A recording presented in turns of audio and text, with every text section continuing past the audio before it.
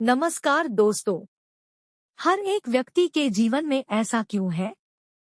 ऐसा इसलिए है क्योंकि हम कहीं न कहीं अपने मन के मैल को, मन के कीचड़ को साफ नहीं रख पाते हैं। यूं कहें तो उसका सही समाधान नहीं निकाल पाते हैं। खैर चलिए मैं आपको एक कहानी सुनाता हूँ। शायद आपको इस कहानी से इस सवाल का हल मिल जाए। महात्मा गौतम बुद्ध के समय की बात है। एक गांव में एक किसान अपनी पत्नी और 2 बच्चों के साथ रहता था। वह किसान बहुत ही ज्यादा परेशान रहता था।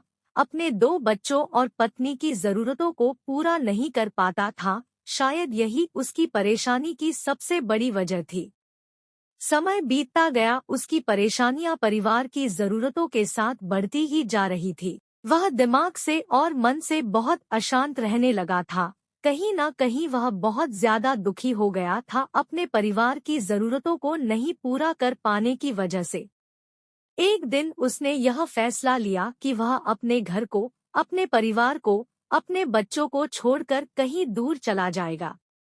अंततः वह मनहूस दिन और काली रात आ गई जिस दिन वह अपने परिवार को, अपने बच्चों को, अपनी पत्नी को छोड़कर घर से कहीं दूर चला गया। वह किसान चलता ही गया, चलता ही गया। रात से सुबह हो गई, सुबह से फिर दोपहर, दोपहर से शाम, शाम से फिर रात, फिर सुबह हो गई। उस किसान की मन की पीड़ा इतनी ज्यादा थी कि उसके पैरों के छाले और पैरों से बह रहे खून के आगे फीके पड़ गए थे। ना भूख की चिंता, ना प्यास की चाह, बस चलता ही गया, चलता ही गया। आखिरकार जंगल में चलते चलते उसका शरीर इतना ज्यादा थक गया कि वह एक नदी के किनारे जाकर वह गिर पड़ा। कुछ घंटों बाद उस किसान को होश आया। वह बेचारा इतना ज्यादा प्यासा था कि तुरंत वह नदी के पास गया। जैसे ही वह पानी पीने के लिए हाथ पानी में डाला, उसे सामने नदी के उस पार कुछ लोगों का झुंड दिखाई दिया। उसने ध्यान से देखा तो उसे एक वृक्ष के नीचे महात्मा गौतम बुद्ध बैठे हुए नजर आए। वह तुरंत दौड़ के उनके पास गया और उनके पैर पर गिरकर बोला कि हे महात्मा, हे भगवान गौतम बुद्ध, मुझे अपनी शरण में ले लीजिए, मुझे अपना शिष्य बना लीजिए।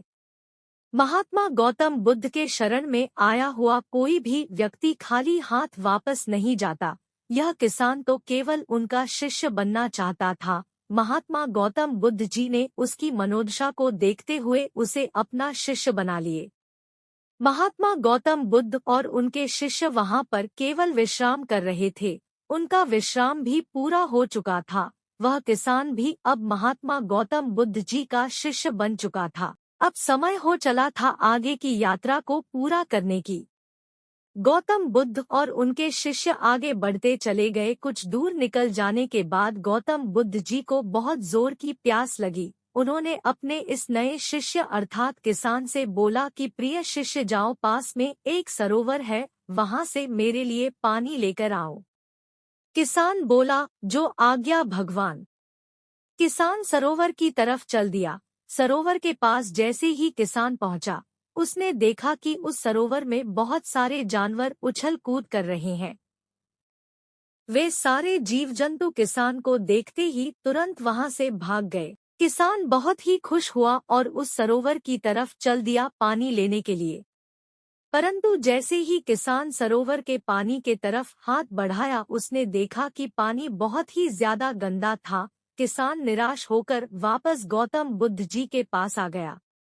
गौतम बुद्ध जी ने उससे पूछा, पानी कहाँ है? किसान ने दुखी भरे शब्दों के साथ कहा, हे भगवान, मैं जैसे ही उस सरोवर के पास पहुंचा तो मैंने देखा कि उस सरोवर में काफी सारे जीव जंतु उछल कूद कर रहे थे और उनके उछल कूद करने की वजह से उस सरोवर के जमीन के तल में बैठी हुई सारी गंदगी, सड़े हुए पत्ते उस पानी में घुल मिलकर एक कीचड़ का रूप ले लिए थे। यही कारण है कि मैं वह पानी लेकर नहीं आया, क्योंकि वह पानी पानी नहीं कीचड़ हो चुका था। महात्मा गौतम बुद्ध जी उस किसान की बातों को समझ गए और मुस्कुराते हुए उन्होंने कहा कि मैंने तुमसे सरोवर का पानी मांगा था, मैंने यह नहीं कहा था कि पानी अगर गंदा हो तो पानी लेकर मत आना। उन्होंने अपने दूसरे शिष्य से अनुग्रह किया कि जाओ और सरोवर से पानी लेकर आओ। उनका दूसरा शिष्य निकल पड़ा पानी को लाने के लिए और कुछ देर पश्चात वह पानी लेकर वापस आ गया। आश्चर्य की बात तो यह थी कि दूसरे शिष्य द्वारा लाया हुआ पानी बिल्कुल साफ था, और उससे भी बड़ी असमंजस की बात यह थी कि सारे के सारे शिष्य बड़े ही आश्चर्यचकित हो गए कि यह करिश्मा कैसे हो सकता है, क्योंकि पहले शिष्य ने तो यह बताया था कि पानी कीचड़ हो गया था। महात्मा गौतम बुद्ध जी ने सारे शिष्यों को यह बताया कि जब सारे जीव जंतु उस पानी में उछल कूद कर रहे थे, तब उस दौरान उस सरोवर के पानी के तल में बैठी हुई सारी गंदगी, सड़े गले हुए पत्ते सब घुल मिलकर कीचड़ रूपी पानी का रूप ले लिए थे। परंतु जितने समय में प्रथम शिष्य किसान वापस आया और दूसरा शिष्य वापस गया, उतने समय में उन जीव जंतुओं के भाग जाने के पश्चात उस सरोवर का पानी धीरे धीरे शांत हो गया था। और जैसे जैसे सरोवर का पानी शांत होता गया, उस सरोवर के कीचड़ रूपी पानी में खुली हुई सारी सड़ी गली पत्तियां और मिट्टी धीरे धीरे शांत होकर उस सरोवर के तल में जाकर बैठ गए, जिससे उस सरोवर का पानी शांत होकर साफ हो गया तथा सारे गले हुए सड़े हुए पत्तियां भी शांत होकर आराम से उस सरोवर के तल में जाकर बैठ गए थे। प्रिय शिष्यों, अगर उस सरोवर में किसी भी तरीके का कोई हलचल नहीं होता तो उस सरोवर की हर एक चीज जिसको जहां पर होनी चाहिए थी वह वहीं पर ही रहती। उन जीव जंतुओं के हलचल की वजह से सरोवर के तल में बैठी हुई सड़ी गली पत्तियां मिट्टी उस शांत पानी में मिलकर एक कीचड़ का रूप ले लिए थे। ठीक इसी प्रकार से हर एक व्यक्ति के जीवन में तरह तरह की समस्याएं, परेशानियां और कठिनाइयां आती है, जिसके वजह से हमारे मन में हलचल सी मच जाती है, हमारा दिमाग और मन अशांत हो जाता है। तत्पश्चात हम कोई गलत निर्णय अर्थात फैसला ले लेते हैं। परंतु अगर हम थोड़ा समय देकर उन कठिनाइयों, परेशानियों और समस्याओं के बारे में समझने की कोशिश करें तो मन की हलचल उस सरोवर की पानी की तरह शांत हो जाएगी, जिससे हम अपने जीवन में सही निर्णय का चुनाव करते हुए उसका समाधान निकाल लेंगे।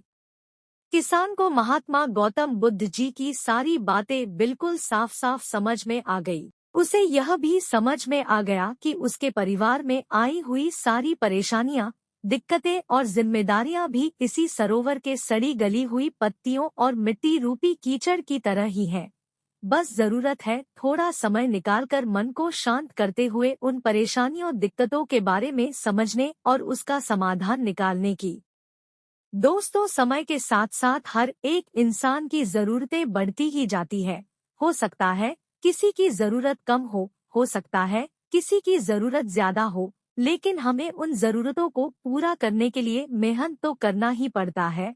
हाँ, यह जरूर है कि मेहनत करते वक्त हमें बहुत सारे कठिनाइयों और समस्याओं का सामना करना पड़ता है। इसी वजह से बहुत बार हमारा मन अशांत हो जाता है, निराश हो जाता है, दिल दिमाग में एक अजीब सी हलचल होने लगती है, जिसके वजह से हम गलत फैसला ले लेते हैं।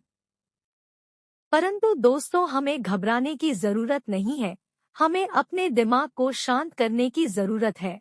थोड़ा समय देकर इसके बारे में सोचने की जरूरत है। इसका समाधान कुछ न कुछ जरूर निकल आएगा। दिमाग को शांत रखें, कोशिश करते रहें, मेहनत करते रहें। समय लगेगा लेकिन सफलता जरूर मिलेगी, क्योंकि सब्र का फल मीठा होता है। धन्यवाद।